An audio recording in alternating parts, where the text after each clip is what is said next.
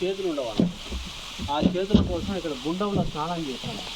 గుండంలో స్నానం చేసి భక్తపై చేతన చిత్రకం అని చెప్పి ఒక శ్లోకం చెప్పాను. ఆ శ్లోకం చెప్పగానే నరసింహస్వామి 2 చేతులు ఇచ్చేసాడు. మరి అది శ్లోకం కాదండి, చెప్పగానే నరసింహస్వామి 2 చేతులు ఇచ్చేసాడు. అందువల్ల ఈ వాటర్ అనేది చాలా పవిత్రత. ఇది భవనాశ్రీ తీర్థం. భవనాశ్రీ రివర్స్.